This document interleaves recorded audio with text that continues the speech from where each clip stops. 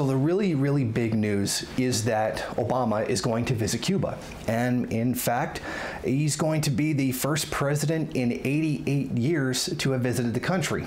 And particularly since they broke off diplomatic ties in 1959, when the Cuban revolutionaries overthrew the US-controlled dictatorship of Fulgencio Batista and declared the country socialist.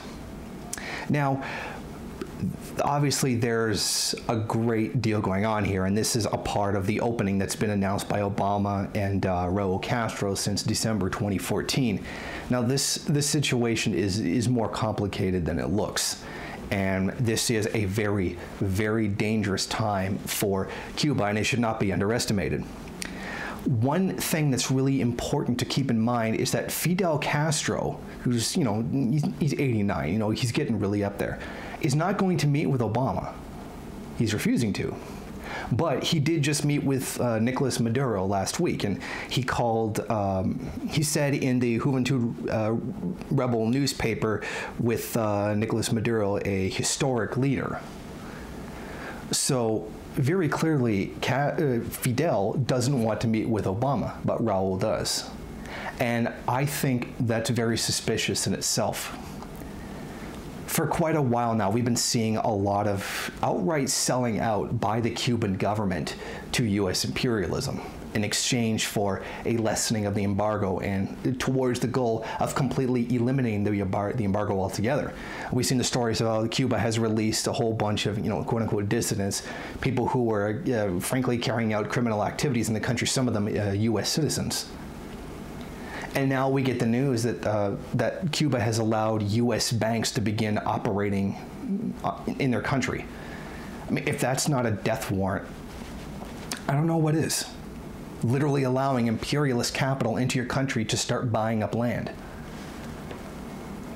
And my honest opinion of this situation is that Raul Castro is outright selling out the country, and that Fidel Castro is against it. Maybe he's in favor of some reforms. Who knows exactly what he's cool with and what he's not. But I think the fact that he won't meet with Obama, but he will meet with Nicolas Maduro like right before then, that really says something. And I really think there's something going on between the Castro brothers right now. There's something going on with the Communist Party in Cuba.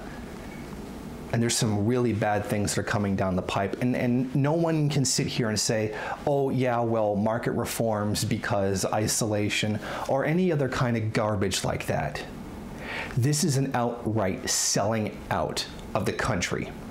There is no accepting some kind of, a little concession to make things easier. This is outright selling out. The United States would not be relinquishing the embargo if they were not winning. It just wouldn't happen. And none of this, well, it doesn't happen, it doesn't work if we just keep the embargo. Because very clearly the embargo doesn't work. But does it really have to keep the embargo up if they're just going to let US capital into the country? There can really be no question now that Cuba has sold out. At least Raul, at least people in the upper echelons of the party. And they've made a lot of statements, oh, we're going to remain independent, this is not going to be Yankee territory, but their actions are proving the opposite. What did Che Guevara's, is his grandson or his son, I can't remember, one of them said, Cuba will remain independent. That's a nice statement, but the actions are showing the opposite. So I'm going to lay it out right now. I'm saying right now, Cuba's finished. It's finished as a socialist country. And in fact, there's a good deal that can show that it had given up on socialism, and maybe quite a while ago, but I think it's a gray area. But here is a very clear black and white. The revolution is over. And what's going to happen is the United States is going to move in and take over. And no amount of tanky cheerleading or flag waving is going to change that. No amount of wanting Cuba to stay socialist is going to change the fact that it's turning away from socialism. No excuses can be made this time. No Titoist market socialist garbage, because apparently we have to remind you that the market is inherently anti-socialist. It kind of goes against equality. That's the whole problem with the market to begin with. read, Das Kapital.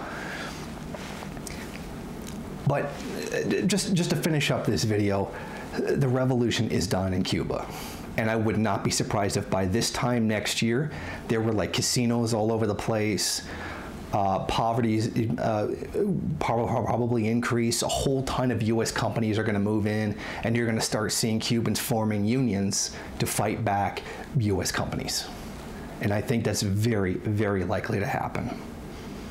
Thank you for watching. Why don't you go ahead, rate, comment, subscribe, and share on various social media. And if you want, you can head over to my Patreon page and show your support. Or you could head over to the MRN bookstore and check out some of the latest books available.